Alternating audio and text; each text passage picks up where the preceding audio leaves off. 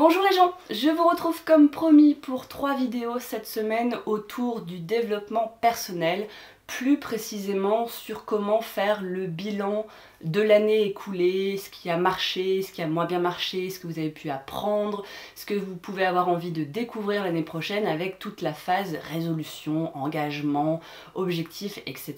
On aura largement le temps d'y revenir. Ce sont 3 vidéos sans aucune prétention, simplement pour vous partager les outils que moi j'utilise, parce que comme je vous l'ai dit sur la vidéo précédente, c'est une semaine que j'adore. Je passe toute ma semaine en fait à écrire, à faire le point sur les objectifs que je m'étais fixés, sur comment je suis parvenue, si je suis pas parvenue, si je n'y suis pas parvenue, pourquoi, qu'est-ce que je peux changer, qu'est-ce que je peux améliorer, etc. Et ensuite, après cette grosse phase de bilan, prévoir ce que j'ai envie de faire l'année prochaine.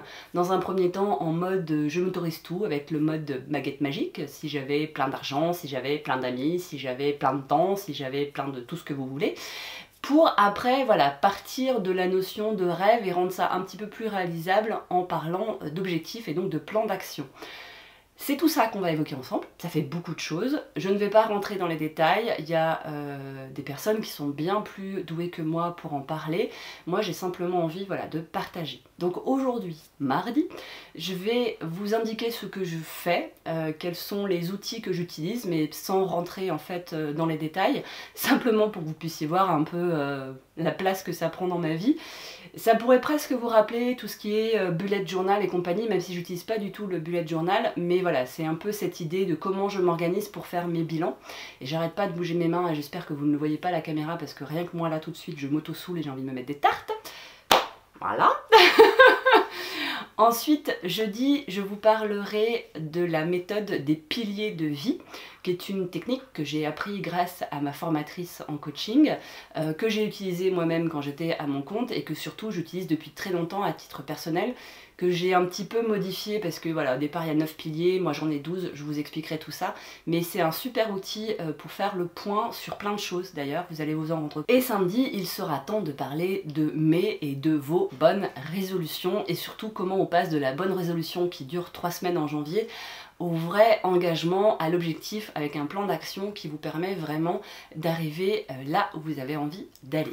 Et donc je commence par ce que je fais moi. J'utilise, on va dire, et je regarde autour parce que je les ai placés autour de moi pour ne rien oublier, j'utilise un carnet, j'utilise un tableau de vision, j'utilise une dream list et j'utilise une boîte à bons souvenirs. Et je vais vous expliquer tout ça, à quoi ça me sert, comment je pratique et qu'est-ce que c'est bien et que c'est pas bien et que ça vous plaît ou que ça vous plaît pas. Je vous parle en premier du plus simple, du moins contraignant, de l'outil qui est pratique pour les gens qui seraient un peu tête en l'air et qui ont besoin d'avoir visuellement quelque chose qui les interpelle. Il s'agit d'une boîte toute bête, en l'occurrence c'est une ancienne T-Box hein, ou envoûtée, je sais plus, envoûtée. Bref, une jolie boîte qui attire l'œil, en l'occurrence elle est verte, bien flashy, donc autant vous dire qu'à chaque fois que je passe devant, effectivement je peux pas la rater. Je l'ai mis en évidence dans ma cuisine, mais ça peut être dans votre salle de bain, ça peut être sur votre table de chevet, peu importe. Et tout simplement, à chaque fois que j'ai une jolie émotion, que j'ai un souvenir que j'ai envie de garder, que j'ai un kiff dans la journée, un truc qui s'est vraiment bien passé, une personne que j'ai revue, qui m'a émue, une scène à laquelle j'ai assisté, qui m'a vraiment fait vibrer, eh bien je l'écris et je la mets dans cette boîte tout au long de l'année. Une fois que j'ai écrit mon petit mot, je le mets dedans, vous voyez, et je fais ça tous les ans. Et le 31 décembre, pendant la nuit du réveillon, je reprends tous ces petits bouts de papier et je les partage avec mon homme, puisqu'en l'occurrence il participe aussi à cette boîte à kiff. Et on redécouvre comme ça tous nos souvenirs, en tout cas tout ce qui nous a marqué dans l'année. Et je les garde d'une année sur l'autre. Donc ça fait 3-4 ans maintenant qu'on fait ça. Mais voilà, c'est un petit outil tout simple. Il porte plein de noms, hein. On peut le voir passer, moi c'était sur Tumblr à l'époque que je l'avais vu. Ça s'appelle boîte à kiff, boîte à souvenirs, boîte à bons moments, ce que vous voulez. Et accessoirement, même si Noël est déjà passé, c'est une super idée cadeau également à faire à vos amis ou à votre famille. Vous leur offrez ce genre de petite boîte en mettant plein de petits mots de souvenirs que vous pouvez avoir avec eux, en leur disant voilà, tu en ouvres un par semaine, un par mois, etc. ou quand on a envie. C'est un outil tout bête, tout simple et qui fait du bien au moral, je trouve. Après, il y a le tableau de visualisation, donc vous ne le verrez sans doute pas en entier, mais c'est pas très grave. Vous l'avez déjà vu sur une autre vidéo, c'est un tableau sur lequel je fais du collage, du coloriage, tout ce que vous voulez en fait, où je mets visuellement en avant ce qui compte pour moi. Alors là c'est pareil, vous avez plusieurs façons de l'utiliser. Vous pouvez mettre vos objectifs pour la nouvelle année, vous pouvez mettre des voyages que vous avez envie de faire, vous pouvez mettre des objectifs que vous avez envie d'atteindre, des phrases clés qui vous ont marqué ou des citations qui vous interpellent, des photos qui vous font du bien. Il y a plein de façons de procéder. Compliqué de vous expliquer le mien parce qu'il est totalement personnel, mais par exemple j'avais mis une petite photo ici qui est écrit moins de bien plus de liens, qui est en fait on va dire un slogan du mouvement minimaliste, zéro déchet, simplicité heureuse, etc. Donc c'était quelque chose sur lequel je voulais focuser en 2016, donc je l'avais mis là.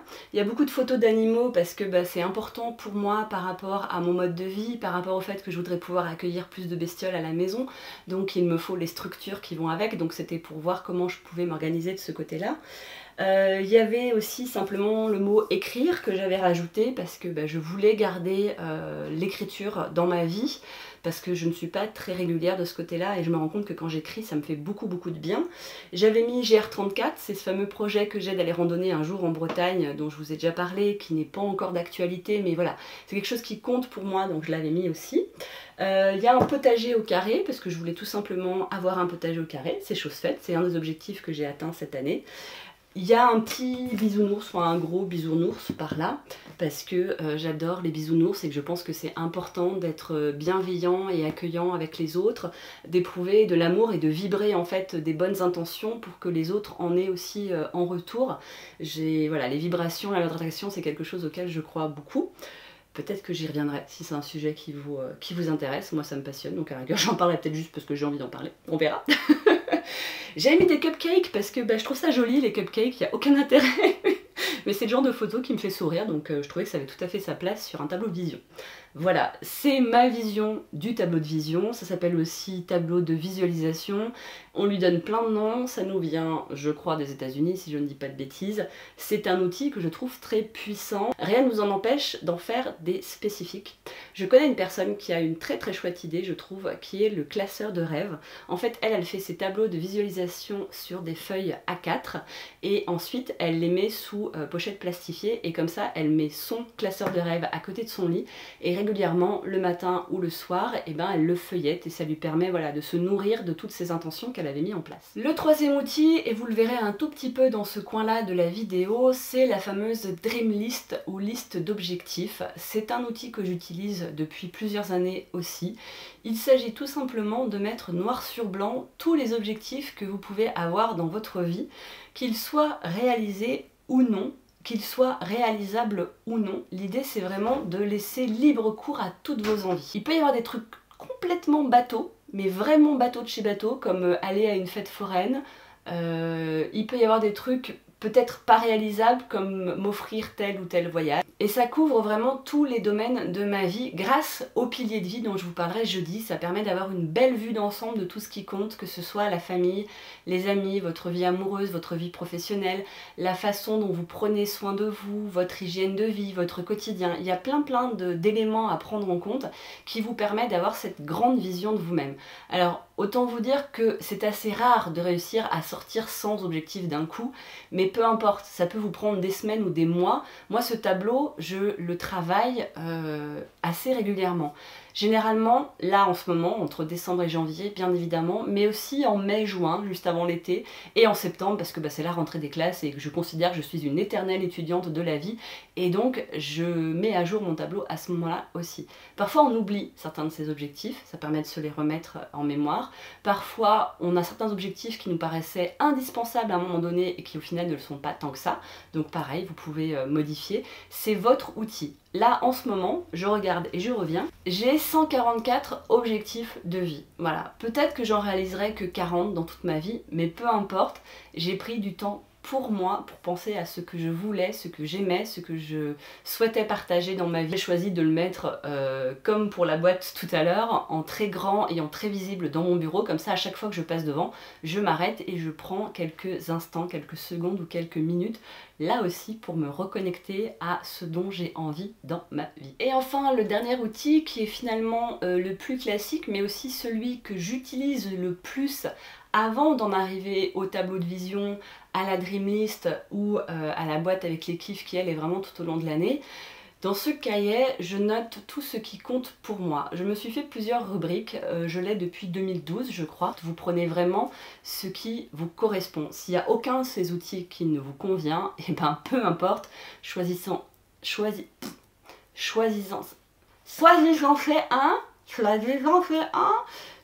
un, trouvez-en un, c'est bien, trouvez-en un qui vous convient. Et en plus ça rime. Du coup, qu'est-ce que j'y note dans ce cahier? Déjà, j'y note toutes mes bonnes résolutions d'une année sur l'autre. Ça me permet de pouvoir faire le point, parce que si je me mets des engagements ou des objectifs et que je n'y reviens jamais, je ne peux pas savoir bien évidemment si je les ai réalisés ou non. Donc ça, c'est la première étape. Ensuite, je vais noter mes 10 bonnes actions pour le monde. C'est un objectif que je me fixe tous les ans, de réaliser des bonnes actions qui vont avoir un impact sur mon entourage, sur l'environnement, sur la planète, sur les animaux. Dans ce même cahier, je vais noter aussi certains de mes kiffs. Parfois, il m'arrive de ne pas penser à y mettre dans la petite boîte que je vous ai présentée, mais de les écrire directement là-dedans quand ils sont un petit peu plus intimes, on va dire, ou un petit peu plus personnels, ou que je les assume pas quand c'est un peu mystique ou quoi que ce soit. Donc je peux les écrire là aussi. J'y note également ce que j'appelle les synchronicités. Enfin, ce que j'appelle, le mot est pas de moi, il existe. Les synchronicités, c'est ce qu'on va pouvoir appeler les hasards, les coïncidences. Je fais partie de ces personnes qui pensent que la plupart du temps, en tout cas, rien n'arrive par hasard. Et c'est important d'être ouverte au monde pour pouvoir les débusquer plus facilement et du coup se faire du bien. Un peu dans le même ordre d'idées, le mot est en soi très spirituel, mais finalement c'est un mot de tous les jours, c'est la gratitude. Être capable de remercier pour ce que l'on reçoit, pour ce que l'on a, pour ce que l'on vit. Je n'y mets pas personnellement d'intention par rapport à un dieu, à une force divine ou à quoi que ce soit. Je suis vraiment plus dans la spiritualité que la religion. Mais voilà, chacun encore une fois fait selon ses propres croyances. Mais la gratitude pour moi, c'est être capable chaque jour de m'émerveiller comme un gosse de ce que la vie me propose en fait. Pour développer une attention positive à la vie. Qui fait qu'à la fin de chaque journée, je vais peut-être réussir à plus m'intéresser aux bons petits moments, aux sourires que je vais avoir croisés, aux compliments qu'on va m'avoir fait, aux bons moments passés avec ma famille, mon chéri, mes amis, avec mes chats, dans le jardin, peu importe, plutôt que la roue qui a crevé à 7 h du matin, ou les embouteillages, ou les gens qui gueulent dans le métro parce qu'il est à la bourre, ou les personnes qui vous insultent sans que vous sachiez pourquoi, ou ceux qui vous demandent votre 06 alors que vous êtes sur le point d'aller faire pipi aux toilettes du centre commercial. Voilà, c'est focuser sur le positif dans la vie, et la gratitude c'est un sujet sur lequel je reviendrai aussi parce que c'est une vraie force. Dans ce carnet, je note aussi mes premières fois. Parce que en psychologie positive, il a été démontré que plus on vivait de première fois, plus on avait de chances de développer voilà, son optimisme notamment. Et c'est pas forcément des premières fois là non plus extraordinaires comme sauter en parachute ou faire le tour du monde. Dans mes premières fois cette année, j'ai noté d'utiliser une débroussailleuse. C'est un outil qui me faisait très peur parce que ça fait beaucoup de bruit, parce que c'est quand même dangereux, parce que j'avais un peu peur avec ma maladresse de me couper les pieds. Et donc j'ai utilisé pour la première fois une débroussailleuse cette année. La première fois cette année, j'ai réalisé des marrons glacés. La première fois a été une véritable catastrophe, la seconde fois a été la bonne. Mais voilà, j'ai essayé, c'est expérimenter des choses tout le temps, le plus souvent possible, sans en faire quelque chose d'obligatoire, parce que l'idée c'est pas de se mettre la pression non plus, mais encore une fois de rester ouvert aux surprises de la vie. Et enfin, dans ce cahier, j'y note aussi mes apprentissages ou mes expériences. On a plutôt tendance à appeler ça des échecs. Le mot échec est très fort, tout comme le mot regret d'ailleurs. Personnellement, je n'ai rien contre parce que parfois, j'ai vraiment la sensation de regretter certains épisodes de ma vie, parce que parfois, je fais des choix que je considère être des échecs. Est-ce que pour autant je dois me flageller sur la place publique pendant des semaines et des mois? pas forcément. Vous connaissez peut-être cette idée selon laquelle quand certaines portes se ferment, d'autres s'ouvrent. Parfois on est tellement dans le chagrin, dans la colère, dans le ressentiment qu'on ne les voit pas s'ouvrir ces portes-là. Ou on le voit beaucoup plus tard, plusieurs semaines, plusieurs mois, en se disant bah tiens, s'il m'était pas arrivé ça dans ma vie, jamais j'en serais arrivé là, je n'aurais peut-être pas rencontré telle personne, etc., etc.